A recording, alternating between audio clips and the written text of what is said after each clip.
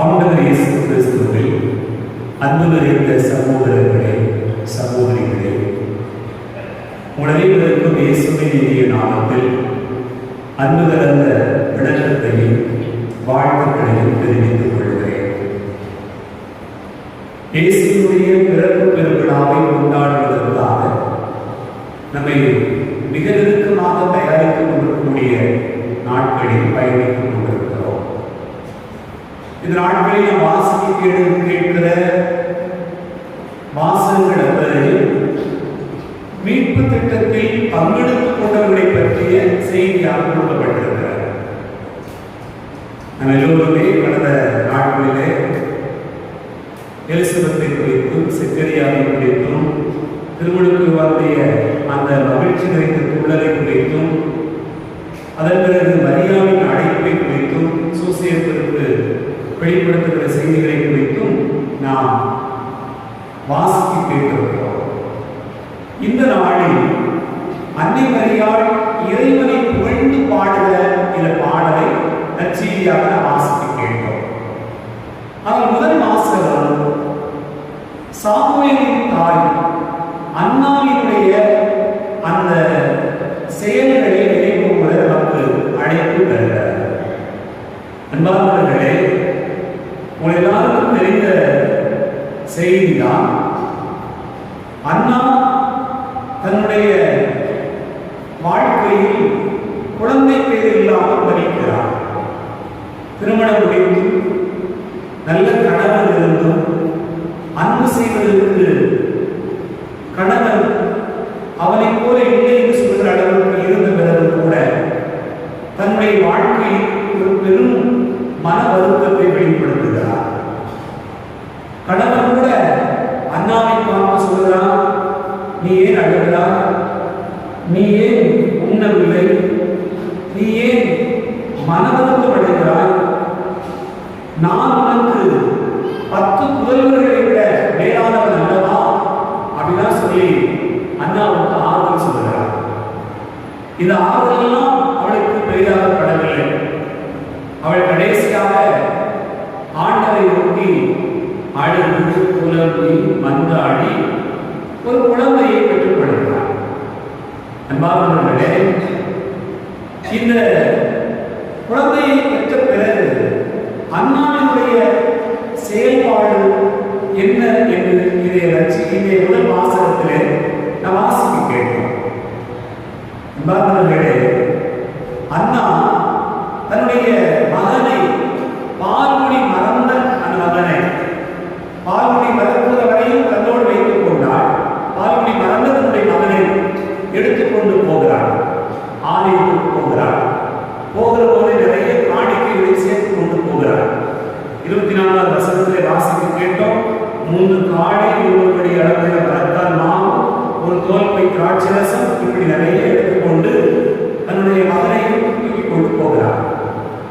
பாதர்களே, இந்த மகனை ஆலயத்தில் காணிக்கையாக கொடுத்து விடுகிறார். ஆண்டவருக்கு கொடுத்து விடுகிறார். அப்போது இங்கே அண்ணா ஏழு இறைவாக்கினரிடம் அந்த குருவிடம் என்ன சொல்கிறார் என்பதை 27வது வசனத்தை வாசிக்க கேட்கிறோம். இந்த பையனுக்காகவே நான் வேண்டிக் கொண்டேன். நான் ஆண்டவரை விண்ணப்பித்த என் வேண்டுகோளை அவர் கேட்டதினால், ஆகவே நான் அவரை ஆண்டவருக்கு அர்ப்பணிக்கிறேன். அவன் வாழ்நாளிற்கும் ஆண்டவருக்காகவே அர்ப்பணிக்கப்பட்டவராக இருப்பான் அப்படின்னு சொல்லி அண்ணா பிள்ளை விட்டு கொண்டார். இப்ப நமக்கு பெரிய கேள்வி என்னன்னு சொன்னா, ரொம்ப தவறு பெறுகிற ஒரு பிள்ளைய எப்படி விட்டுட்டு போக மனசு வரும் இல்லையா? நமக்கு கேள்வியெல்லாம் தான். நம்ம என்ன செய்வோம்? ஒரு 10 வருஷம் பிறகு ஒரு ஆளுக்கு குழந்தை கிடைக்கிறது அப்படின்னு சொன்னா அந்த பிள்ளையை பார்த்து ஆண்டவர் எனக்கு தந்துருன்னு கேட்டா கொடுத்துவோமா வருவாங்க?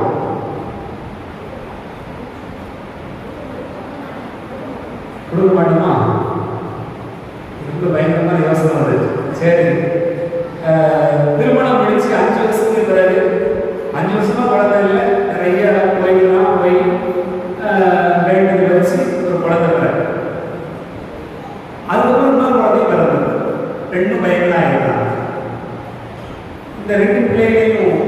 நீ சாமியார் அனுப்பு, என்ன படிக்காத அனுப்பு அப்படின்னு சொன்னா அனுப்பிவும் அனுப்ப மாட்டான். ஒன்று கொடுப்போம் ஒன்று வேணா வச்சுக்கணும் இல்லையா? இம்பாதவர்களே, இங்க பார்க்கிறோம் ரொம்ப நாள் அழுது புலம்பி ஊருக்கு அவளுக்கு இருக்கக்கூடிய அந்த அவமானம், அந்த இழிவு, இதெல்லாம் நீங்குகிற அளவுக்கு ஆண்டவர் ஆசீர்வாதத்தை கொடுத்தார். இங்க அண்ணா என்ன செஞ்சிருக்கிறான்? நாம என்ன செஞ்சிருப்போம்? எடுத்த இடத்துல பிள்ளையை காணிக்க கொடுத்து வந்துட்டான். நம்ம என்ன செய்வோம்?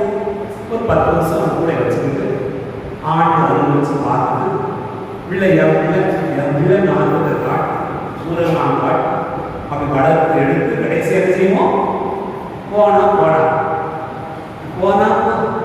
நான் அவனுக்கு விருப்பம் தான் போட், நானா வேண்டாம் அப்படி சொல்லும் போதே போயிடாதா அப்படி சொல்றது மாதிரி இல்லையா?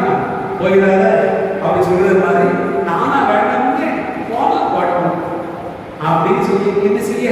ஒரே ஒரு பிள்ளை ஒத்தை போனா போட்டோம், ஒன்றும் தப்பு இல்லை அப்படி சொல்லிப்போம். ஒரே ஒரு பிள்ளை ஒத்தை ஒரு பிள்ளை. பாதவர்களே, இப்படி சொல்லும் போதே என்ன தோணுதுன்னு சொன்னா பிள்ளைய கூட வச்சுக்கணும் அப்படின்னு தோணும். இங்க அண்ணாவை பார்த்தோம்னு சொன்னா தவமிருந்து பெற்றுக்கொண்ட இந்த பிள்ளையை பால்குடி மறந்ததும் ஆண்டவருக்கு கொடுத்துட்டு வருகிறார். இப்ப இந்த மனசு யாருக்கு வரும்? இப்படி கொடுக்கணுங்கிற மனசு யாருக்கு வரும் அப்படிங்கிறது நமக்கு கேள்வி. கடவுளுக்கு இப்படி கொடுக்கணுங்கிற மனசு யாருக்கெல்லாம் வரும்னு சொன்னா 4 எண்ணம் மனசுல இருந்தாலும் வரும். 4 சிந்தனை சொல்லப்படுகிறது.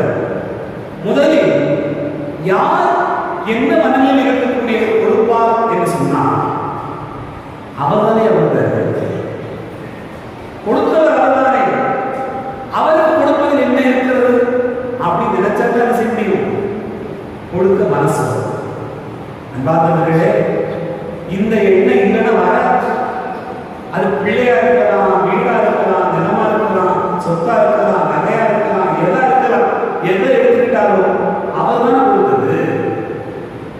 நான் பெத்த ஏன் பிள்ளை, ஏன் மகன், எனக்கு வாரிசு, ஏன் தலைமுறையை சொல்றதுக்கு என்னுடைய பிள்ளை அப்படின்னு சொல்லி நான் பெருமைப்படுறதுக்கு அப்படின்னு நினைச்சா கொடுக்க மனசு வரவே வர.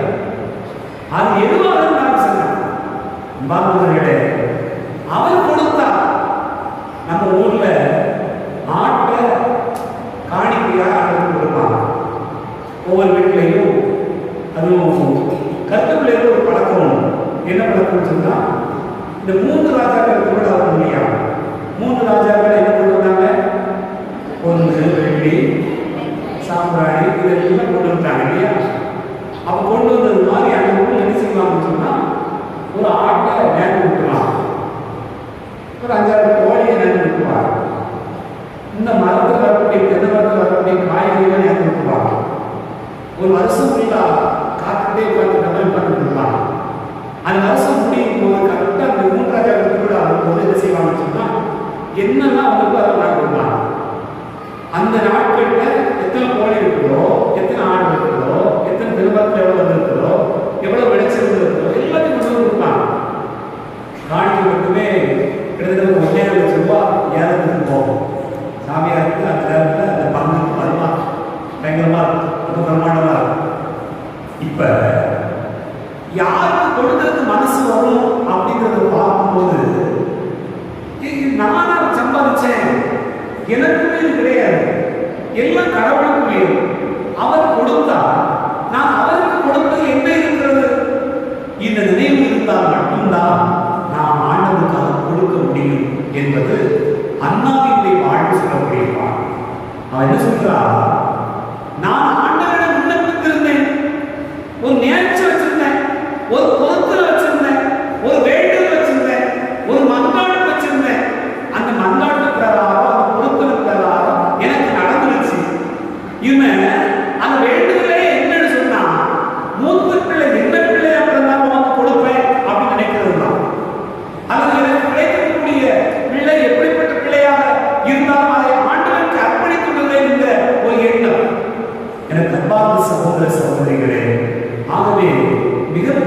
பார்த்து நம்முடைய மனதில் நினைத்துக் கொள்ள வேண்டியது, எனக்கு கிடைத்ததெல்லாம் ஆண்டவர்களுக்கு. வேலை, இந்த உறவு, இந்த சந்தோஷம், இந்த மனைவி, இந்த பிள்ளைகள், இந்த கணவன், இவையெல்லாம் கடவுள் எனக்கு கொடுத்தது என்று நினைத்துக் கொண்டே நாம் வாழ்வோம் என்று சொன்னால் கடவுளுக்கு கொடுப்பதை நாம் பயப்பட வேண்டாம். இதுதான் அண்ணாவினுடைய வாழ்வு சொல்ற முதல் செய்தி. இரண்டாவதாக அன்பார்ந்தவர்களே, நமக்கு இன்னொரு எண்ணம் என்னவென்று சொன்னால் ஆழமாக பதிய வேண்டும். அவர் கொடுத்தார், கொடுத்தவர் திரும்ப கொடுப்பதற்கு வலிமையானவர், அப்படி ஒரு நம்பிக்கை வேண்டும். பாருங்க, நமக்கு பைபிள்ல நிறைய உதாரணங்கள் சொல்லிட்டு போறோம். அண்ணாவுக்கு அதுக்கப்புறம் பிள்ளை இருந்துதான் பைபிள் சொல்லல, சரிதானா? பைபிள் சொல்லல. நமக்கு சாமுவேல் கதை வந்தோடனே அப்படி சாமுவேல் எடுத்து போறோம். ஒரு வீட்டுல 5 பிள்ளை பிறந்ததுன்னு வச்சுக்கோமே, அப்போ ஒரு பிள்ளை ரொம்ப முக்கியமான பிள்ளையா, அந்த பிள்ளையை மையப்படுத்தி தான் வரலாறு சொல்லிட்டே போவாங்க. 5 பிள்ளைகள் இருக்கு சொன்னா ஏதாவது ஒரு பிள்ளையை முன்னுக்கு அவளுக்கு 5 உறவினர்கள் இருந்தாங்க, 4 இருந்தாங்க அப்படின்னு சொல்லிட்டே போவாங்க. அதே போல அண்ணாவுக்கு அதன் பிறகு என்ன நடந்தது தெரியாது. ஆனா அண்ணா நமக்கு சொல்லக்கூடிய பாடம் என்னன்னு சொன்னா, அவர் கொடுத்தார், அவருக்கு திருப்பி கொடுத்து விடுகிறேன், கொடுத்த மீண்டும் கொடுப்பதற்கான வலிமையானவர். அதுதான் அவருடைய நம்பிக்கை.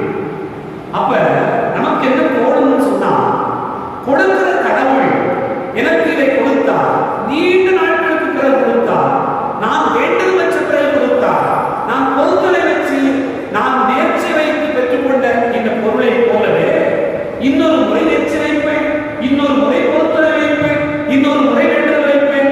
அதை தரக்கூடிய வலிமை அந்த ஆண்டவருக்கு இருக்கிறது என்ற நம்பிக்கை எனக்கு இருந்தால் மட்டும்தான் கொடுக்க முடியும். ஒன்னே ஒன்று அதை கொடுக்கவே மாட்டேன் அப்படின்னு சொல்லிட்டு இருந்தா அப்புறம் அது அளவுலாம் தெரியாது. பார்க்கிறவர்களே, ஆபிரகாமுக்கு ஒரே ஒரு பிள்ளையை ஆண்டவர் கொடுத்தார். அந்த ஒரு பிள்ளையும் கொடுத்து கடைசியை என்ன சொன்னாரு? அதனை பலியிட்டு அப்படின்னு சொன்னார். இப்போ பலியிட்டு பிள்ளையை கூட்டிட்டு போகும்போது அந்த பிள்ளை கேட்டு, எப்பா எப்பா எல்லாம் சரிதான், வேற இருக்கு, நீ குச்சி இருக்கு, எல்லாமே கொண்டு போறோம், பலிப்பொருள் எங்கப்பா, பலிப்பொருள் எங்க, பலியிடுவதற்கான பொருள் எங்க? அப்ப பார்க்கிறவர்களே, அவர் என்ன சொல்லியிருக்கணும்? நான் தானே நம்பி அப்பா போயிட்டு அவர் சொல்லிட்டாரு, ஒன்னே தான் கொண்டு போறேன், என்ன செய்ய போய் பார்க்கணும் அப்படின்னு சொல்லியிருக்கணும்.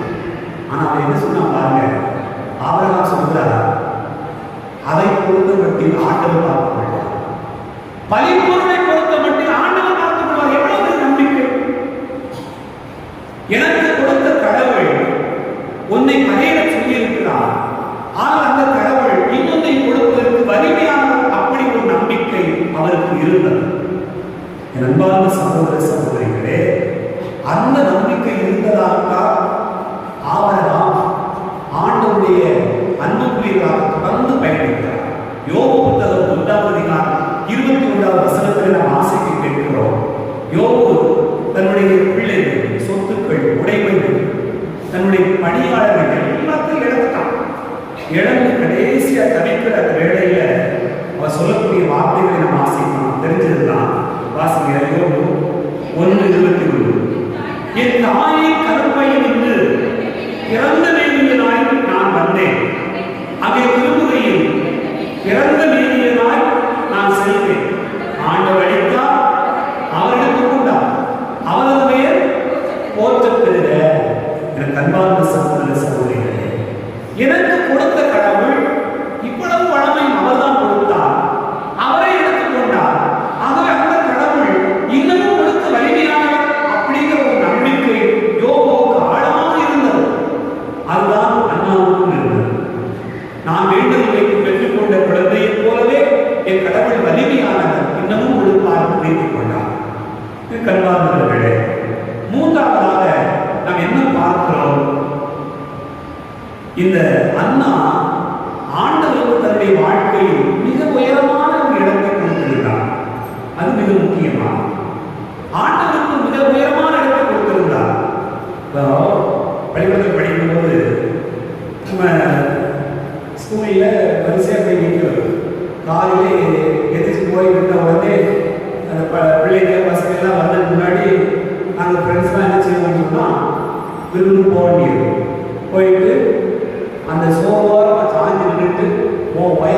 அப்படின்னு சொல்லி ஒரு பென்சில் போடுவாங்க.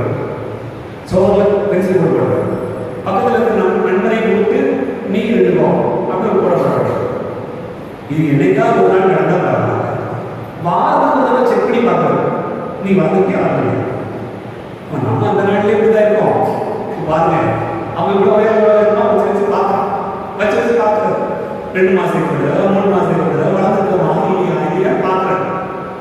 எனக்கு அன்பார்ந்த சகோதர சகோதரிகளே, இங்கே அண்ணா நான் ஆண்டவருக்கு என் வாழ்க்கையை எவ்வளவு உயர்த்தி கொடுத்திருக்கிறேன் அப்படின்னு செக் பண்ணி பார்க்கலாம். நாம் ஒவ்வொருத்தருமே அப்படி செக் பண்ணி பார்க்கலாம்.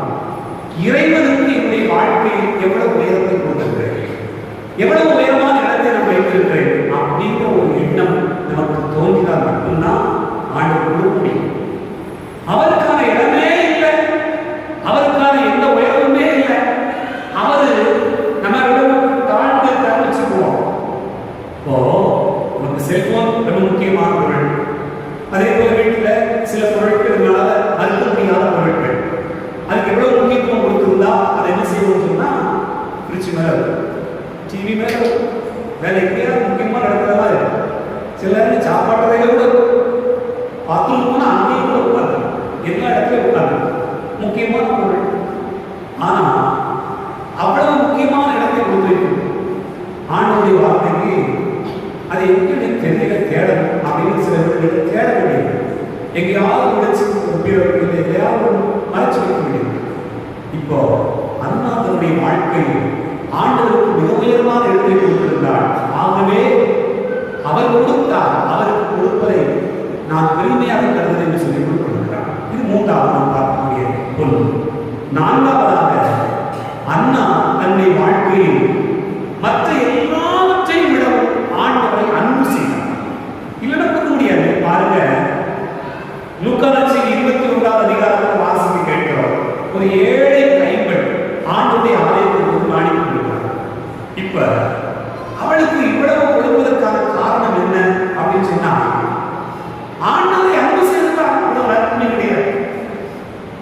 அவரை நான் அன்பு செய்கிறேன், எனக்கானதை அன்பு செய்கிறேன், எனக்கானதை கொடுப்பதற்கான எல்லாமே அவர்களுக்கு தான் இருக்கிறது. ஆகவே அவரை அன்பு செய்கிறேன்.